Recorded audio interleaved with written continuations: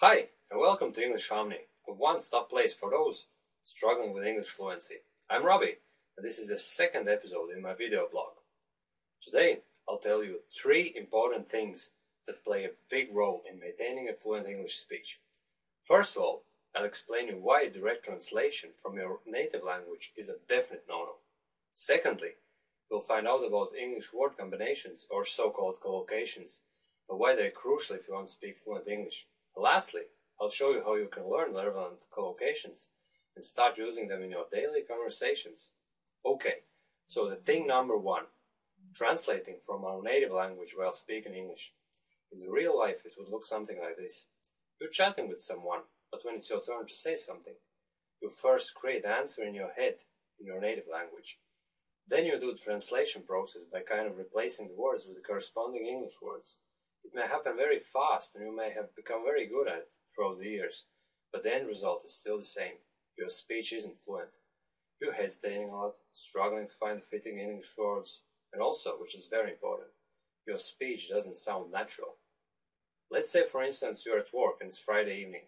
There's just an hour left to go, and everyone's looking forward to the weekend.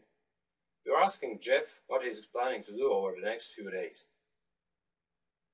Jeff, what will you do during the weekend? You're asking. Let's stop here and have a look at the sentence. It's grammatically correct, but sounds awkward. First of all, no native speaker will say, "What will you do?" when it comes to discussing something that's going to happen in the near future. You should definitely use the present progressive tense. What are you doing during the weekend? However, this is not my point, because in the real life, the best fitting question would be something like, "Hey Jeff, any plans this weekend?" I'm not advocating for a total replacement of formal English with a conversational one. Don't get me wrong. If you're talking to a stranger or someone in a higher position than you, you'll probably stick with the same "what are you doing" form. But actually, most of our time is spent with friends and colleagues. So if you know this phrase, "Any plans this weekend?" you don't even have to create the sentence, "What will you do?" The reason why we'd say something similar is because the question would sound like this in our native language. At least it does in mine. And the tricky thing here is that the translation process might be actually quite unnoticeable for the speaker. You may think, "What's wrong with my speech? Why can't I speak fluently?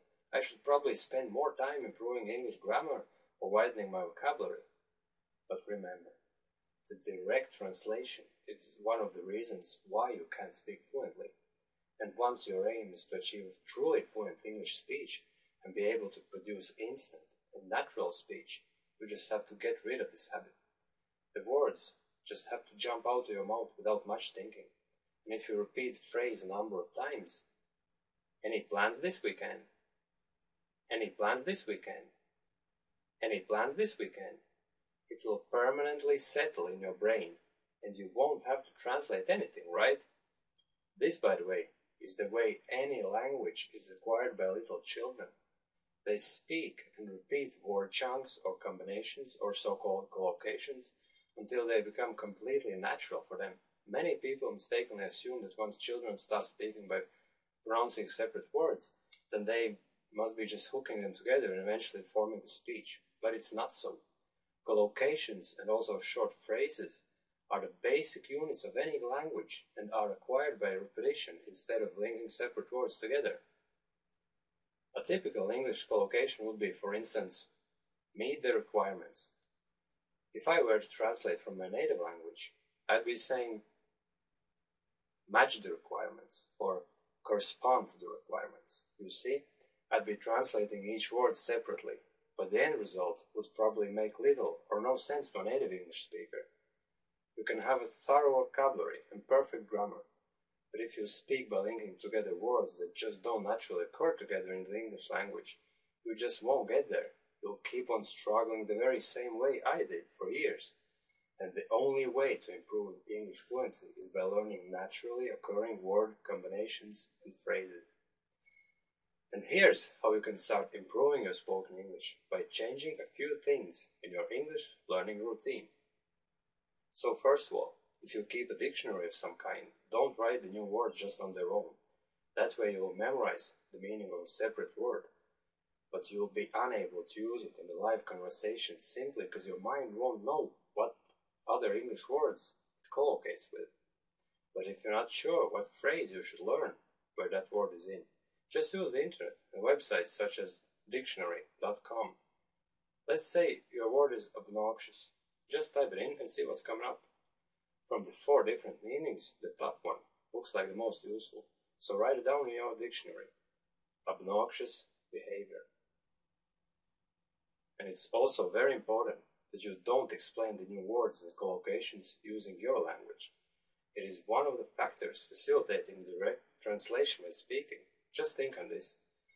If you memorize English vocabulary through your language, you'll also do the same when speaking. Just like looking at the translation in the dictionary and pronouncing the corresponding English word. You'll do the same in real-life conversations, but this is what you want to avoid by all means possible. So make it your habit to use English to explain other English words. So for instance, next to obnoxious behavior, you can write very offensive or confrontational behavior. And don't forget to repeat the new collocation aloud many times so that it settles in your mind. Also, don't limit yourself by just learning such 2-word combinations. Learn phrases consisting of words you already know.